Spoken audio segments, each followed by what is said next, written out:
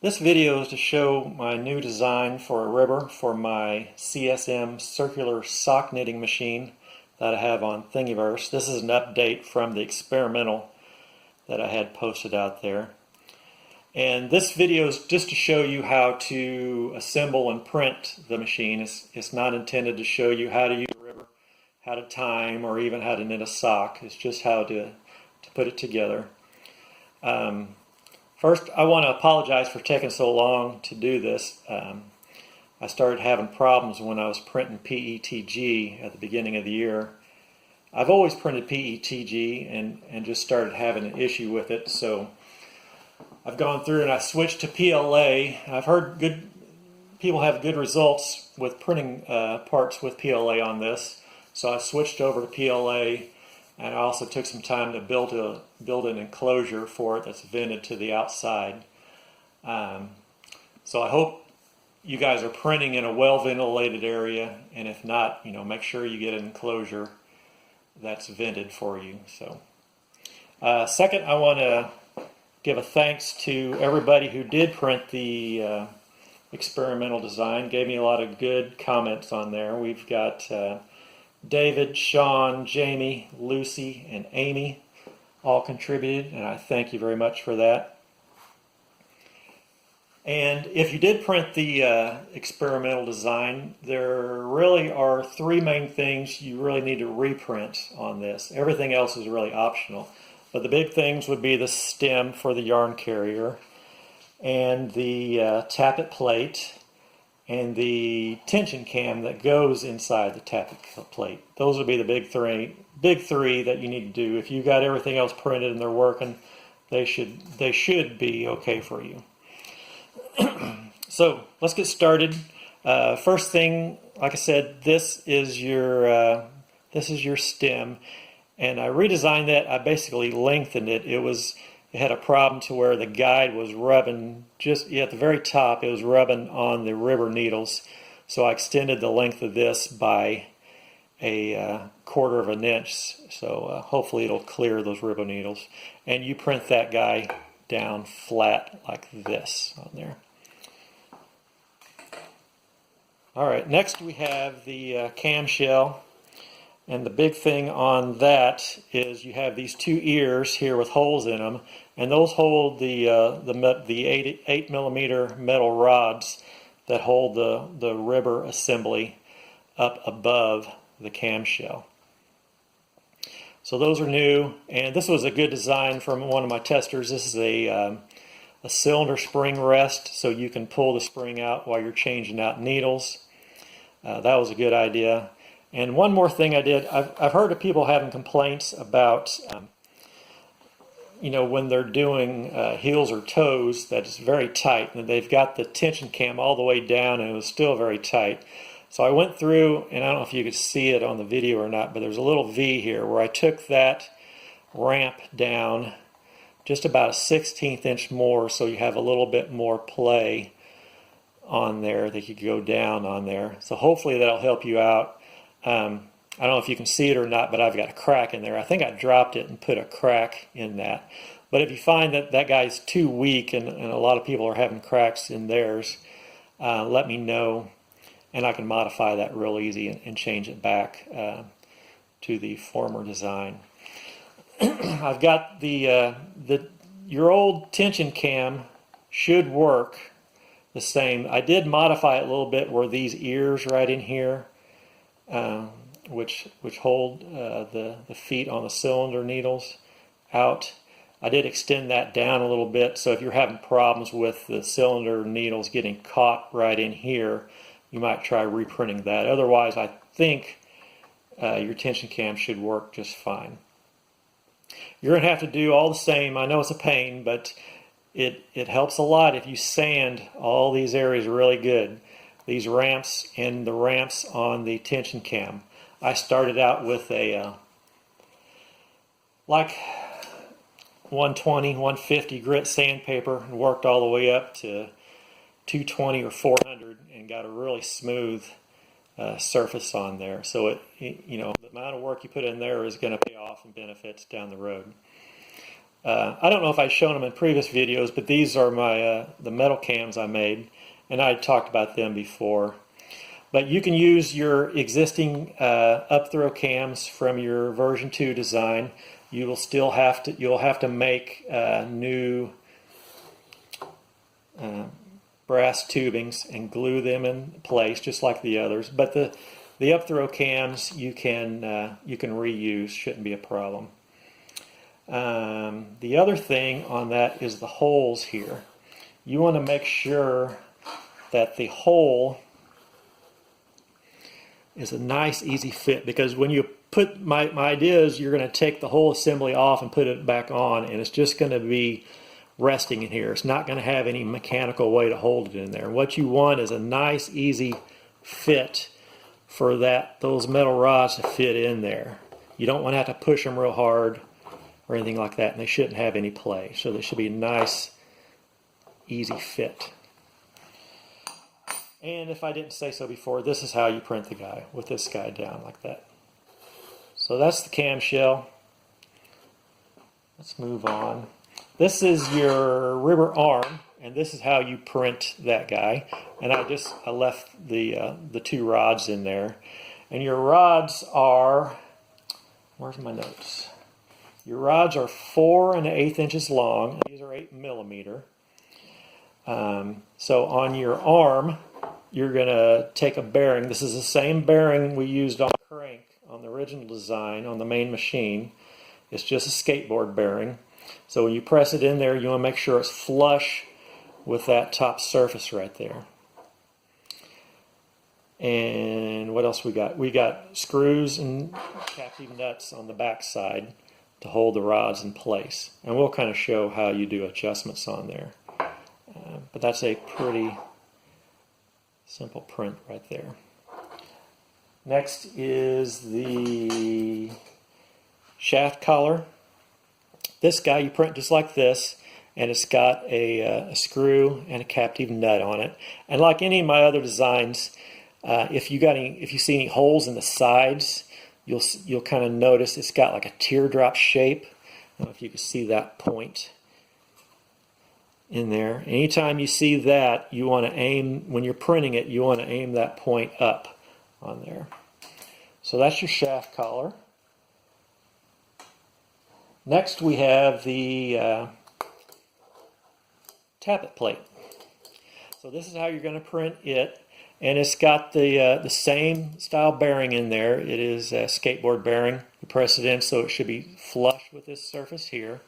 You've got 2 M3 nuts on there. They sit down quite a way, so you have to use some screws to pull them into place. And here's the back side of that. So let's talk about, this was my main, the main changes I've made on here. The people had noted this is where your well, let's set this down. This is where your rubber needles are coming in, and people noted that when you already had needles fully in your dial, that they didn't have any place. I didn't have this gap on both sides of that, so they were having trouble transitioning from in work to out of work on there because you couldn't move this cam. So I added these notches here. And there's one on the back side too, where your rubber needles can flow. I had 2 other main problems with this. One was, well, it was with the latches getting caught, and they were getting caught over in this area here. No, it was this area. Sorry, the latches from the rubber needles were getting caught on this side, so I put a big radius on that, and they were also getting caught underneath the tension cam here. So I don't know if you've seen the design, but this guy was a lot wider on the end, so I went through and shortened this distance here, so they're not getting caught underneath there at all. The other main change on the design from the experimental is a lot of people complained that everything was very tight. And I tried to loosen up a lot of the holes on there so you won't have to do as much sanding on it. Also, when you print this out, you should get a lot of ease.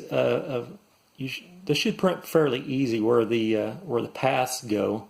But you want to check them. Make sure you don't have any bumps on there. Just run your finger along there and make sure you don't have any bumps. If you do, you just need to lightly sand those guide areas where the spring foot runs through, and make sure you don't have any bumps on the side or the bottom surface. But you shouldn't have to do nearly as much sanding as you do on the camshell on there. These won't have the steps like it is there. So these are your cams on there. This is your in-out cam, and this is your tension cam, and that will adjust how far it pulls the yarn in on there. And you can see this is how you print them with the gaps, the holes for the nuts pointed up, and you should have two 1/8 inch drill rod pieces on there. And let's see which is which. So for the tension, the length of this one is about 0.45 inches long, and the length of this one is about 3/8 of an inch long. And like I say, those are out of 1/8 inch drill rod. You just want to cut in a length, put a nice chamfer on the end so they won't snag while you're putting them in place, and they can stick up above the surface just a hair if you want. This is the pointer on there, and when you do these, just make sure you use washers underneath the heads of those screws. And when you're going to have to cut these to length, so make sure when you cut them to length, when they're tight, that these do not protrude out past this flat surface here. So you have to cut them in length. So I think that's all on the Tapit on there. So hopefully you can see that good. Pretty easy. I tried to mark out the in and out, but it didn't turn out so pretty. All right, what's next? Next is the dial, and I have several versions of that, basically based on the number of slots you've got. And for mine, I'm using a 60 slot cylinder, and so this is a 30 slot dial plate. And this is how you print it, like this, with the slots going up. And the big thing is this right here. This is 8mm, and it is 2 1/8 inches long.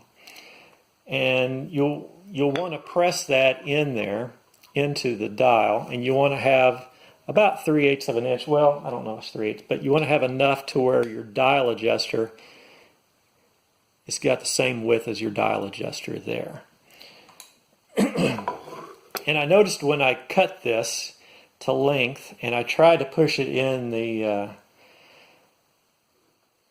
skateboard bearing, that it was really tight on there, and I was like, man, that's going to be a problem. So what I did is I went through, before I pressed it in here, is I chucked it up into a hand drill, and I used some sandpaper. I put some sandpaper while I was spinning, and rubbed that up and down until it took a little bit off. So you'll have to use unhardened material. If you use hard material, or like a shafting material which has an outer hard surface, you're not going to get anywhere on that. So this has to be unhardened for you to be able to sand away.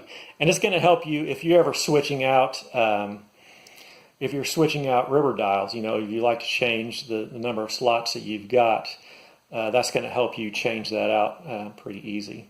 Or if you want, heck, you could just make entire river assemblies based on the number of slots you've got.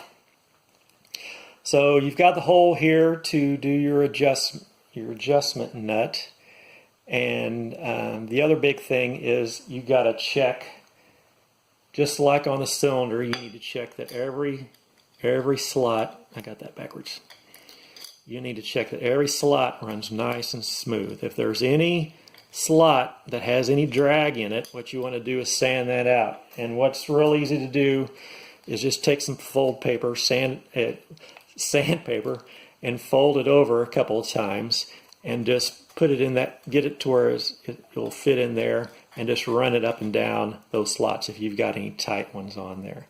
But notoriously, you'll have one of these that will have just a small bump or blob in one spot. You need to sand that out, but check every single slot, and that'll help you out. Another thing you'll notice is, this is going to ride really close to the Tapit plate. So you want to make sure there's no bumps on this surface. And if you need to sand, that's fine, but note that this hub right here sets just a hair above this surface. So don't put this on a piece of sandpaper and sand the whole thing, because that's going to rub that hub down. So just sand over here on this side here. Okay, what else we got?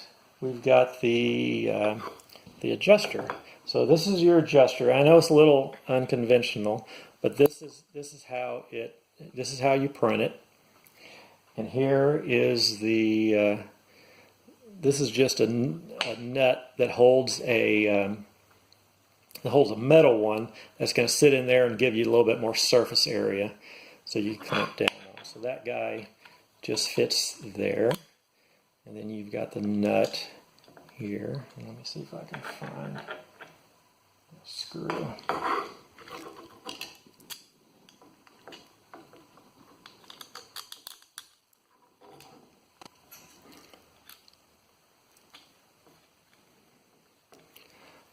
So when you're first doing this, what you want to do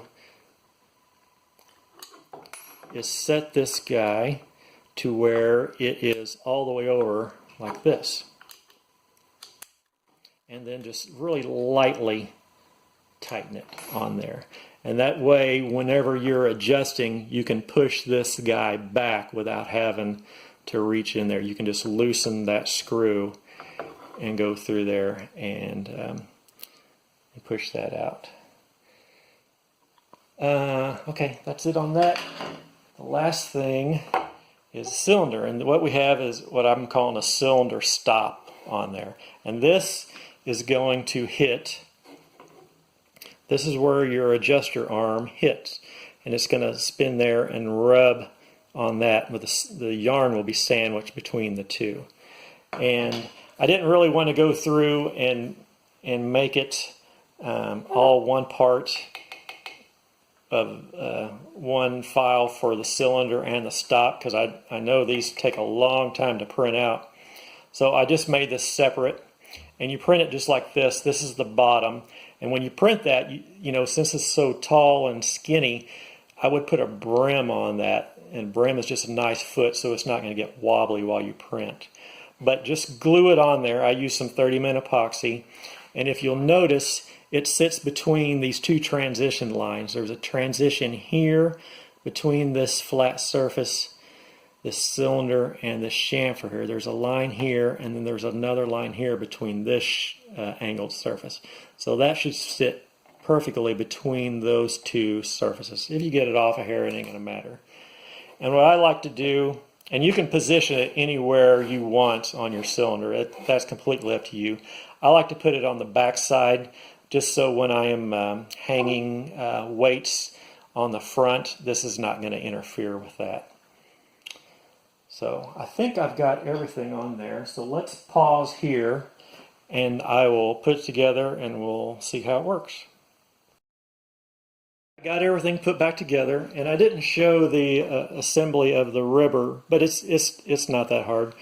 You started out with your dial, which we showed, and you're going to push your tappet onto the shaft, and then you're going to push the whole thing up through your arm and your bearing, and then you'll have your shaft collar on the very top. And you'll notice the shaft collar has got the narrow part towards the bearing. That way it doesn't rub on the bearing on there. And you want to make sure that your dial spins nice and free on there, and it doesn't rub between the tappet. You want a very small gap in between the two. And if you find it is rubbing, you could try to sand down just this outer surface of the dial, or what you could do is just try raising your shaft collar just a hair on the shaft. You could even just tap the top of that metal slightly with a hammer, and that'll knock the whole thing down. So like I said before, you'll want to set your adjuster so it's the farthest away from there, and when you put it in, you'll want that screw kind of about the 1 or 2 o'clock position on the cylinder over here. And we're going to line up the rods with the holes in the camshell, and you might have, when you start, it should be a nice easy fit. You might have to wiggle it a little bit, but you'll just push down and it should stay in place. And you'll notice this, I don't know if you can see it back there, but you've got your nut here, and it should spin to where it stops. And what you're going to do is you're going to loosen that. Say if we loosen that, and if we spin that to where the slot in the dial lines up with the slot in the cylinder, then we can tighten that guy back up, and that'll come back and line up for us. Now, you know, when you get your yarn in there, it's actually going to be a little bit further out, and that's fine. So you really should need to adjust it when you've got your yarn on there. But if you find that you've gone too far past, there's no more play, what you're going to have to do is reach up inside the, reach up underneath the cylinder, up inside, hold on to that arm, and then adjust it from there. So you want to make sure your dial is level on there. You can adjust the gap in between your cylinder and your dial to how you like it. You use these guys here. You'll adjust your arm up and down to adjust that gap, and just make sure it's level. These 2 screws are to adjust the timing between the ribber and the cylinder. And what you want to do is hold on that arm, and you can spin that back and forth. And that's your timing on there between the 2.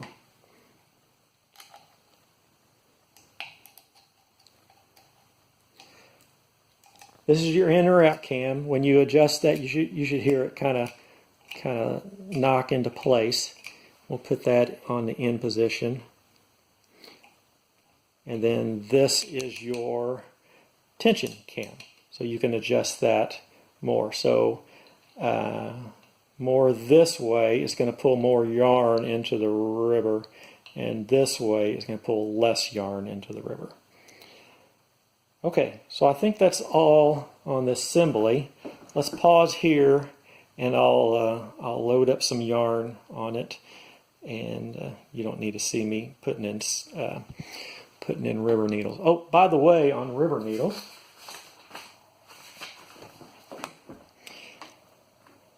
these are your ribber needles. So it's a matching set to the cylinder. It's basically for the Auto Knitter Laguerre, and it's 12 gauge.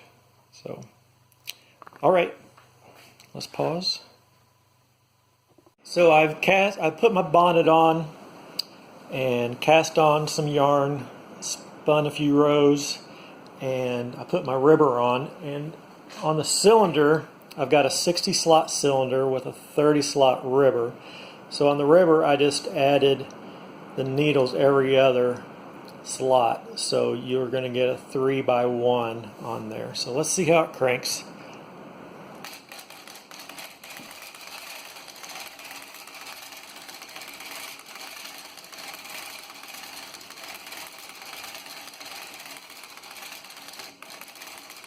So let's slow her down and see if you can see.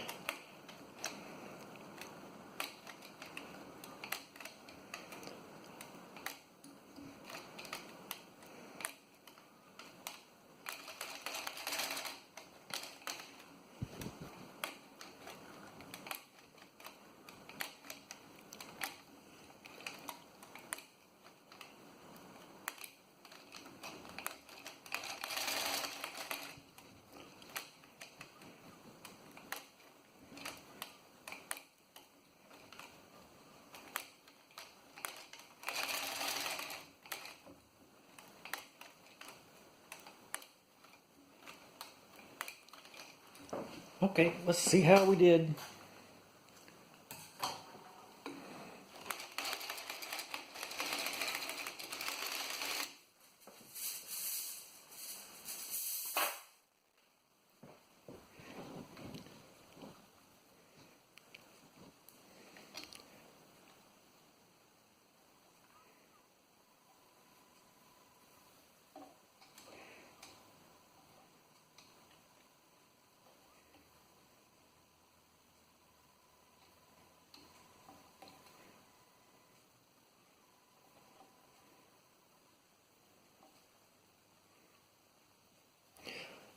Okay, if you got any questions, please leave them on Thingiverse in the comment section. Have fun.